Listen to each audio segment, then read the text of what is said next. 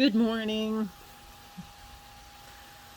I was talking to a coworker this week, actually listening to her quite a bit. She was quite emotional and distressed about the relationship that she has with her teenage daughter at the moment.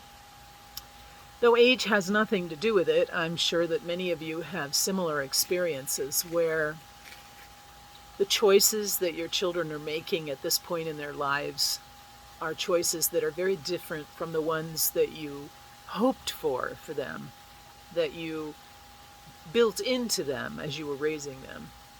And the pain of watching those choices take shape, especially when those roads lead away from you and from the values that you hold dear.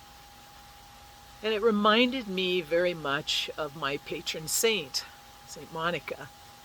This past weekend, we celebrated her feast day, and there's a marvelous story that I recount often to parents who are struggling and feeling great anguish over the direction of the lives of their children. And so I'll share it with you today. It's a true story. St. Monica lived in northern Africa. She is the mother of St. Augustine, who was no saint when she was raising him. He was an experimenter of all kinds of behaviors outside morality, outside the law. He did not share her faith, her value system. She was married to a pagan, to a non-believer. And one day she heard the news that St. Ambrose, who was also not a saint yet, was coming to town. He was the Bishop of Milan, and coming to northern Africa, he had quite a reputation as a teacher and a wonderful speaker, someone who could zero right in and get to your heart. And he was preaching in the square, and Monica was there listening.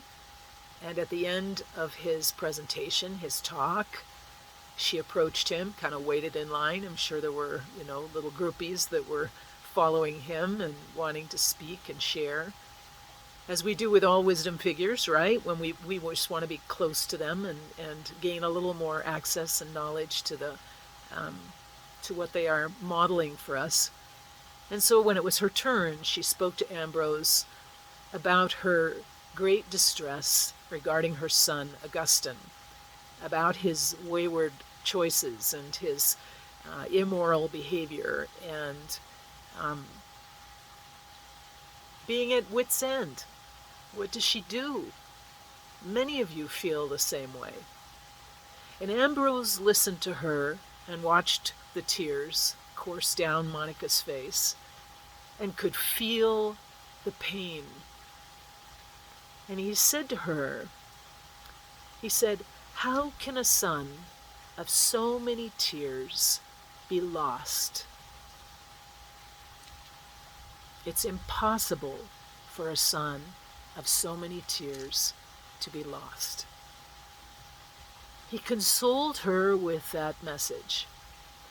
And that's the message I impart to you today.